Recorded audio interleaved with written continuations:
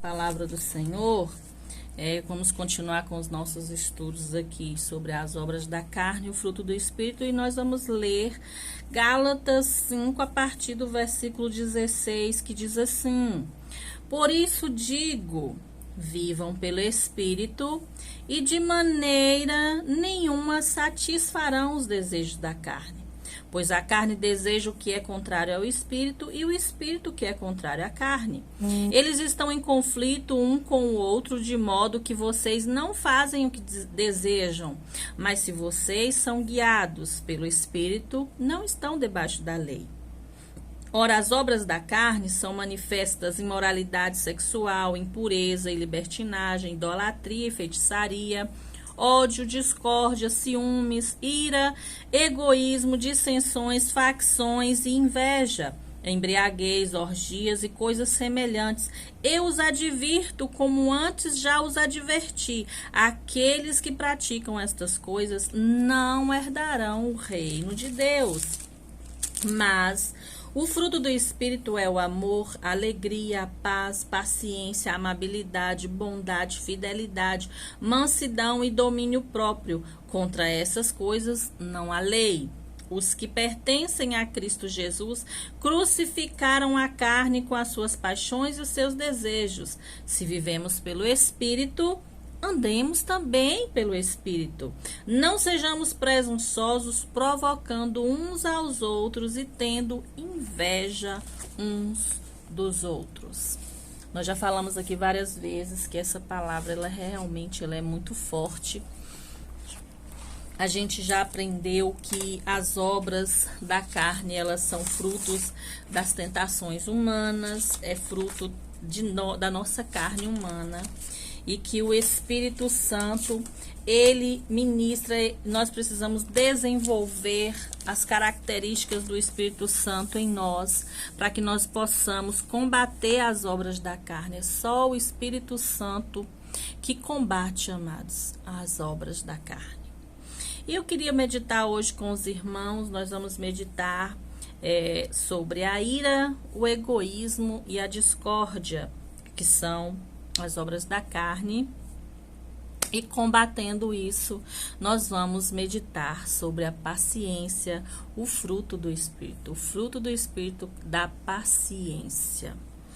Amados, nós vamos continuar esse estudo e nós vamos entender aqui o que significa ira, discórdia e egoísmo, como essas obras elas se manifestam nas nossas vidas, na vida do ser humano e as consequências dela. E vamos falar sobre os frutos do Espírito e o que é que você tem de bênção, o que melhora na sua vida quando você desenvolve o fruto do Espírito da paciência. Vamos começar com discórdia. O que significa discórdia, irmã Leile? Discórdia significa desacordo, falta de acordo. A pessoa não consegue entrar em acordo de maneira nenhuma. Situação onde acontece algo e você não consegue entrar em acordo com a outra pessoa. Falta de entendimento, desavença. Na Bíblia, discórdia significa desavença, desentendimento, discrepância ou divergência. Se você diverge, você não consegue nunca entrar no acordo com o outro. Inconsonância, falta de ordem ou conflito, tumulto ou confusão. É uma pessoa que está sempre em contenda, que nunca consegue entrar em acordo com o outro, que sempre vê uma diferença, tem uma divergência, que entra em desavença, está sempre contendendo, está sempre contra o outro de todas as formas. É o que significa a discórdia. O que significa egoísmo, irmã Leila? Significa amor exagerado aos seus próprios interesses, a despeito do interesse do outro. O egoísmo é aquela pessoa que ela é exclusivista, que ela só pensa nela mesma, que ela olha para ela mesma e ela se vê como referência em tudo, é orgulhosa, é presunçosa. A pessoa egoísta, ela tem um amor exagerado, excessivo por ela mesma. Ela só olha para ela mesma, só se importa com a sua própria vida, com a sua própria opinião, não se importa com os interesses do outro, não se importa com as necessidades do outro e, muito pelo contrário, despreza as necessidades alheias, as necessidades do outro. Isso pode acontecer dentro da própria casa.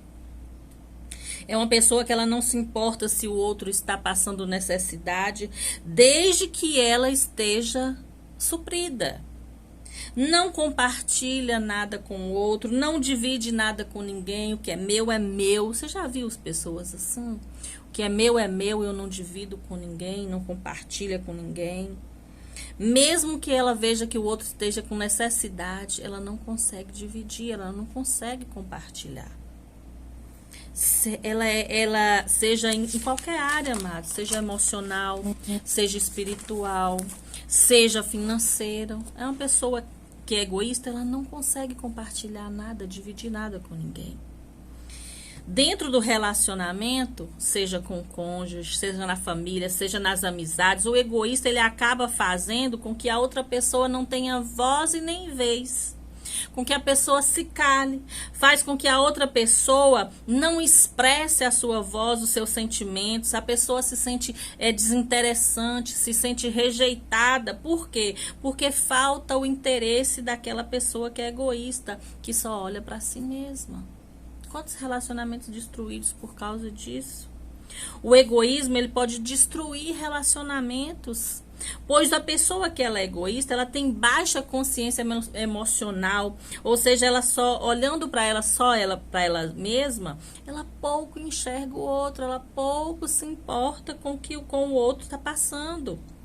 A característica mais forte do egoísmo é a dificuldade de se colocar no lugar do outro, de se importar com o outro. Por quê? Porque só olha para si, só enxerga a si mesmo. Ao contrário, o que há é uma impaciência, é uma indiferença. Não consegue lidar com aquilo que é diferente, com o outro. São pessoas que adoram ser o centro das atenções. Já viu aquelas pessoas que gostam de ser o centro das atenções? Quando ela chega, tem que ser ela ali a importante, a que tem a atenção de todo mundo. E às vezes, para poder receber todos os louvores, os elogios sozinha, é capaz até de prejudicar o outro em algum momento, em alguma situação, seja no trabalho. Por quê? Porque ela quer ser o centro das atenções, quer que tudo seja para ela. Veja bem, não é errado, amados, a gente pensar em nós mesmos. Não é errado. Não é errado a gente olhar para nós mesmos e ver aquilo que é importante, resolver as nossas situações quando necessário. O problema é quando a gente confunde amor próprio com egoísmo. Jesus ensina isso no segundo mandamento que nós ouvimos no louvor. Ele ensina que lá em Mateus 23:39, amarás o teu próximo como a ti mesmo. O egoísta não consegue amar o próximo. E nem a si mesmo, porque ele é tão egoísta que ele só se enxerga. Isso não é amor. Isso é egoísmo. Nesse versículo, Jesus ensina que o amor próprio tem que ter a mesma proporção que o amor ao próximo. O meu amor próprio tem que ter a mesma proporção. Assim como eu me amo, eu tenho que amar o próximo. E eu tenho que amar o próximo como eu me amo. É isso que Jesus está ensinando nessa palavra. A ira, irmã Leila, significa o quê? A ira é um intenso sentimento de ódio, de rancor dirigido a uma pessoa ou a várias pessoas por causa de uma ofensa recebida ou por causa de um insulto recebido, por causa de uma situação que foi criada. E é um rancor generalizado por causa disso, por receber uma injúria ou foi julgado, ou recebeu uma perseguição. É uma fúria, é um sentimento de fúria, de cólera, de indignação. A ira é um sentimento, amados, que é uma obra da carne, faz parte da natureza humana. Todos nós já iramos em algum momento. A diferença é que alguns conseguem controlar a ira e outros se descontrolam e são dominados por ela, agindo e falando de maneira agressiva, de maneira grosseira, de maneira ofensiva, sem controle. Efésios 4:26, Paulo vai nos dizer assim: irai-vos e não pequeis, não se ponha o sol sobre a vossa ira, não deis lugar ao diabo. Olha só, quando eu deixo a ira passar do ponto, quando eu deixo a ira se tornar uma cólera, se tornar um rancor, eu estou dando lugar ao diabo. O rei Davi falou isso no salmo que nós lemos, Salmo 4, versículo 4, ele diz: irai-vos e não pequeis, consultai no travesseiro o coração e sossegai. Em outra versão diz assim: quando vocês ficarem irados, não pequem. Ao deitar-se, reflita nisso e aquietem-se. Ou seja, nós podemos irar? Sim, nós podemos irar. Faz parte da natureza nossa. Nós podemos irar quando nós somos ofendidos, quando alguém nos julga mal, quando alguém nos persegue. Mas o que Paulo e o salmista Davi está dizendo aqui? Que quando isso acontecer, que nós não venhamos dormir sem perdoar. Que nós não venhamos dormir sem refletir, consultar o nosso coração, sem derramar do bálsamo do Senhor no nosso coração, sem derramar o Espírito Santo em nosso coração. E que nós temos que acertar as contas, que resolver a situação antes de dormir, antes que essa situação se torne em rancor, em amargura, antes que se torne em ira. Romanos 12:19 vai dizer assim: não vos vingueis a vós mesmos, amados, mas dai lugar à ira, porque está escrito: a mim pertence a vingança, e eu é que retribuirei, diz o Senhor. O Senhor nos dizendo aqui, o que eu aprendo, o que eu entendo, amados? Que é possível eu irar sem pecar. Eu posso irar, mas eu não posso cometer o pecado da ira, tornando ela um rancor.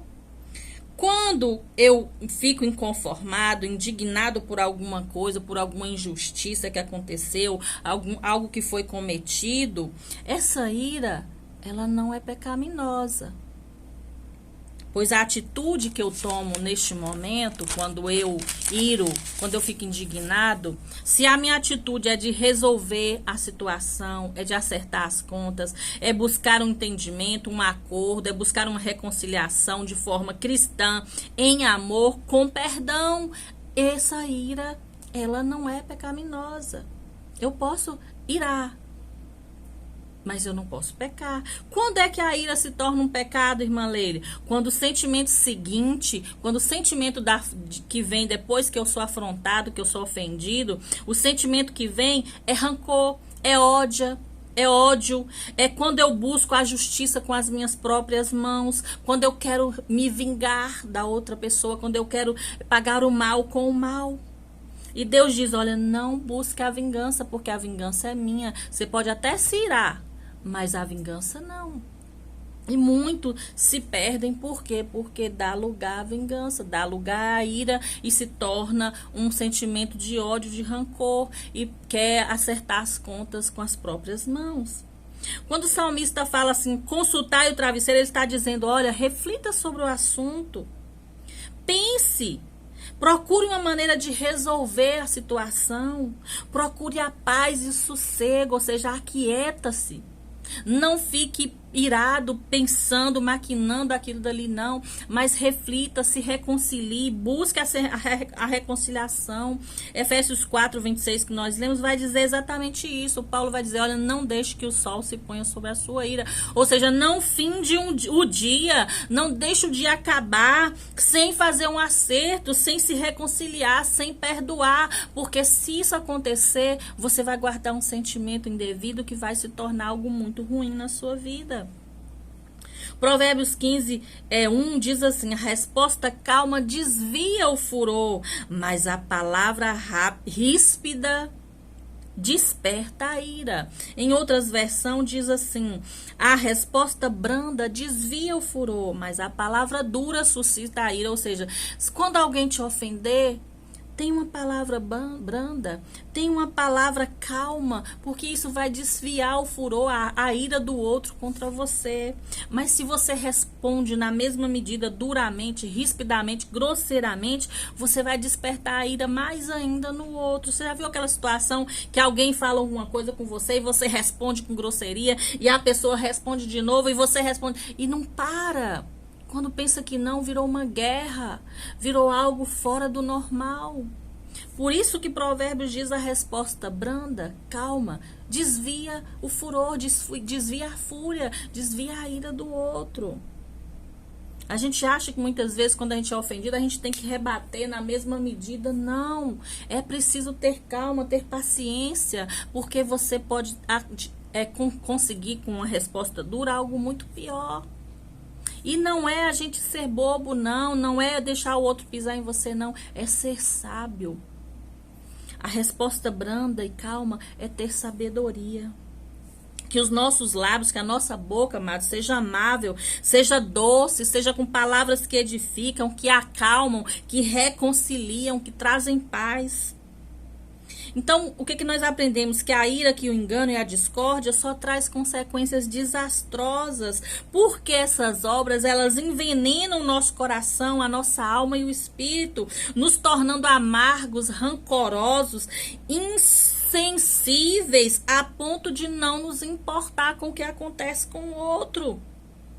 A ponto de não nos deixar amar o nosso próximo. Porque pessoas iradas, egoístas, cheias de contenda, cheias de discórdia, não conseguem amar nem a si mesmo. Como é que vai amar o outro? Como que vai desenvolver dentro de si o amor ao próximo? Só tem consequências ruins. Tá, irmã Leila, então o que eu faço para curar isso? Para que isso não aconteça na minha vida? Sendo pacientes, tendo o fruto da paciência, tendo o fruto do Espírito, desenvolvendo dentro de você o fruto da paciência. E o que é a paciência, irmã Leila? É uma virtude do Espírito, é uma característica, é um fruto do Espírito, que significa ter autocontrole emocional, ou seja, é a pessoa que suporta situações desagradáveis, suporta injúria, calúnia, incômodo, perseguição dos outros, sem perder a calma, sem perder a concentração, sem perder a paz. A paciência, ela é tolerante com relação aos erros dos outros. A pessoa paciente, ela é tolerante diante de situações desagradáveis, indesejáveis, ela perdoa sem guardar rancor. A pessoa paciente, ela consegue tolerar a falha alheia, o erro alheio. A pessoa paciente, ela é calma. Ela sabe esperar, ela persevera em suas atitudes diante das adversidades. Ela é serena, ela é tranquila. Lembra? É a pessoa que tem a resposta branda, é a pessoa que tem a resposta calma, que desvia o furor dela. Tem palavras amáveis, que não provoca a ira no outro, mesmo quando está sendo ofendido, mesmo quando está sendo atacado. A pessoa paciente, ela tem autocontrole.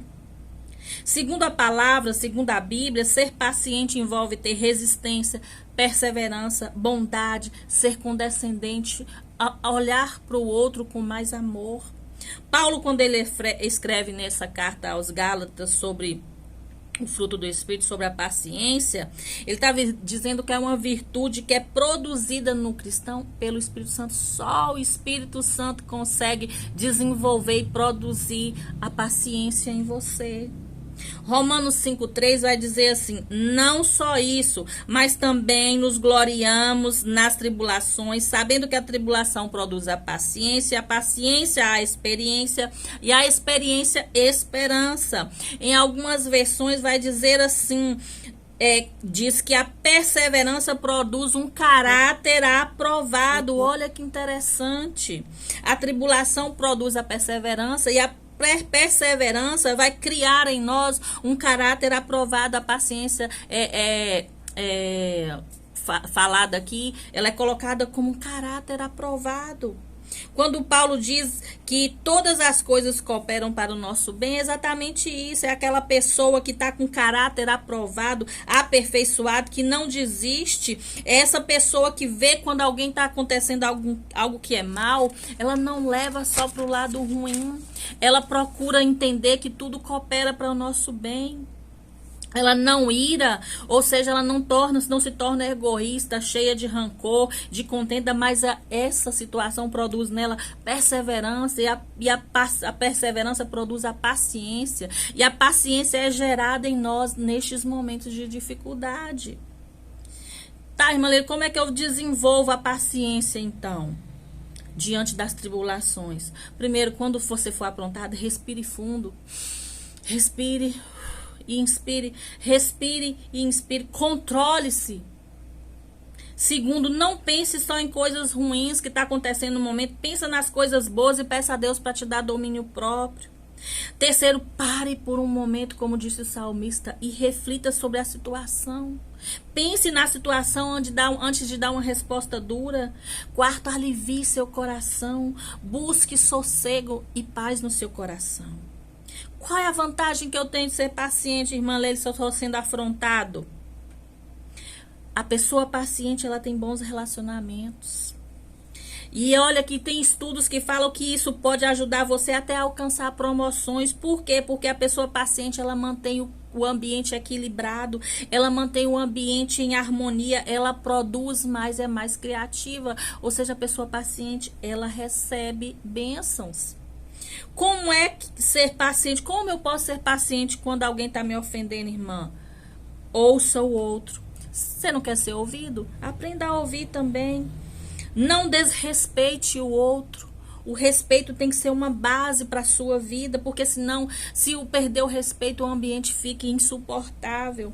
Resolva os conflitos, não pague o mal com o mal, não deixe o sol se pôr sobre a sua ira. Execute a paciência nos momentos de conflito. Busque ser paciente, ser tolerante. Respire fundo. Pensa na situação antes de tomar uma decisão. Pensa na sua ação e não na ação do outro. Cuidado com o mau humor. Não permita que o rancor e a raiva tome conta de você diante da situação. Pare e reflita. Depois que se acalmar, volte e converse. Avalie-se. Avalie-se, olha se aquilo que está te incomodando tanto no outro não é algo que tem também dentro de você. Procure se compreender e, por último, se ponha no lugar do outro. Se coloque no lugar do outro. A melhor maneira de você exercitar a paciência é você desenvolver esse fruto dentro de você, é você permitir que o Espírito Santo te guie, te capacite, te molde, te aperfeiçoe e te construa a cada dia. Se ponha no lugar do outro, na situação que o outro está. Isso vai te ensinar a ser mais tolerante. Busque a Deus enquanto se pode achar. Invoque-o enquanto está perto. Busque o fruto do Espírito Santo. Busque a cada dia estar mais e mais na presença do Senhor. Ore mais, vigie mais. Busque a presença dEle. Desenvolva dentro de você os frutos do Espírito, porque você vai conseguir superar toda e qualquer adversidade. Amém? Que o Espírito Santo complete essa palavra no teu coração. Se fez sentido, compartilhe com alguém para que ouça essa palavra. Amém? Beijo no coração.